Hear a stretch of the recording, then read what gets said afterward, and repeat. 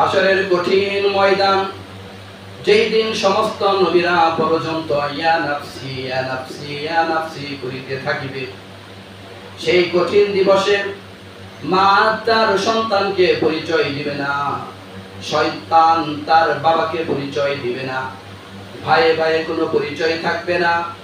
আল্লাহ রাব্বুল আলামিন পবিত্র কোরআনে ইরশাদ করেন, ইয়াউমা ইয়াফিরুল মারউ মিন আখিহি, সেই দিন মানুষ তার ভাইকে দেখে দৌড়ে পালাবে, ওয়া উম্মিহি ওয়া আবিহি, তার মা বাবাকে দেখে দৌড়ে পালাবে, অসাহিবাতিহি ওয়া বানি, প্রিয়তমা স্ত্রী সন্তানদেরকে দেখে মানুষ দৌড়ে পালাইবে। এমন কঠিন একটা অবস্থান। সেই দিন জামানার পয়গম্বর হযরত মুসা আলাইহিস সালাম আল্লাহ তাআলার আরশের খুঁটি ধরে কান্নাকাটি করবে, চিৎকার করতে থাকবে আর বলতে থাকবে, আল্লাহ, আজকে আমি আমার মাকে চাই না, আমার বাবাকে আমি চাই না, আজকে আপনি শুধুমাত্র আমাকে রক্ষা করো, আমাকে রক্ষা করো, আমাকে রক্ষা করো। প্রিয় ছাত্রীরা, হাসরের ময়দানের অবস্থান আরো কঠিন হবে, আরো বিভীষিকাময় হবে।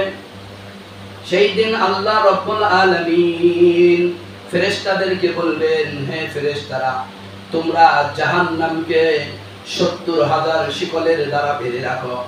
জাহান্নামকে ৭০,০০০ শিকল দ্বারা বেঁধে রাখা হবে।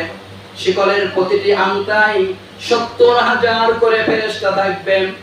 এভাবে কোটি কোটি ফেরেশতারা মিলে জাহান্নামকে শিকল দ্বারা বেঁধে রাখার চেষ্টা করবে।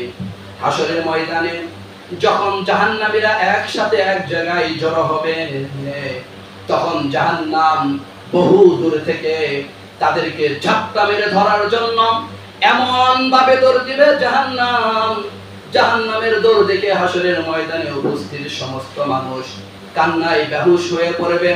আল্লাহ তাআলার নিকটস্থ ফেরেশতা হযরত জিবরাইল আমিন আলাইহিস সালাম আল্লাহর আরশের খুঁটি ধরে বলতে থাকবে, আল্লাহ আল্লাহ, আমি জিবরাইলকে রক্ষা করো, আমি জিবরাইলকে বাঁচাও, আমি জিবরাইলকে বাঁচাও।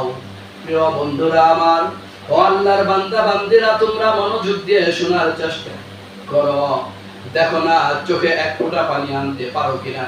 জীবনে যত গুনাহ খাতা করেছো সেগুলোর কথা স্মরণ করে, আল্লাহ তাআলার কথা মনে করে, পরকালের কথা মনে করে, জাহান্নামের কথা চিন্তা ভাবনা করে দেখো না, চোখের মধ্যে এক ফোঁটা পানি আনতে পারো কিনা।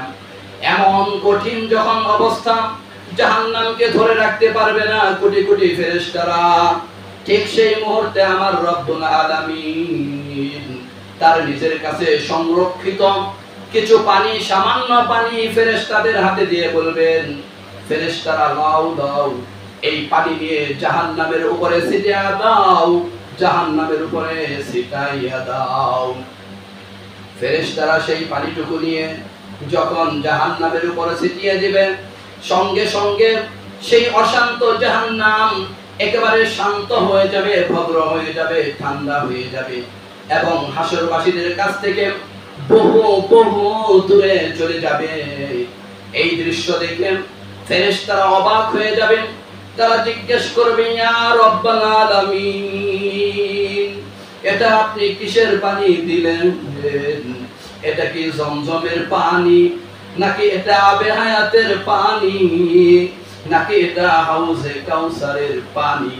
আল্লাহ, যে জাহান্নামকে কোটি কোটি ফেরেশতারা মিলে ৭০,০০০ শিকল দ্বারা বেঁধে রাখতে পারি নাই, মানুষদেরকে ঝাপটা মেরে ধরে নেওয়ার চেষ্টা করেছে, আপনি এমন কি পানি দিলেন যেই পানির ওসিলায় জাহান্নাম শান্ত শিষ্ট হয়ে বহু দূরে চলে গেছে। সকলে বলুন সুবহানাল্লাহ।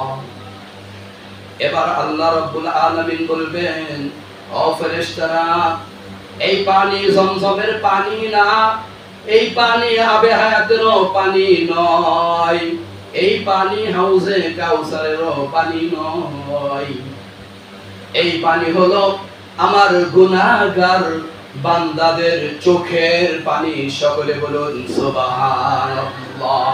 ও আল্লাহর বান্দা বান্দিরা, একটু কান্নাকাটি করার চেষ্টা করো, চোখ থেকে 2 ফোঁটা পানি ফেলার চেষ্টা করো।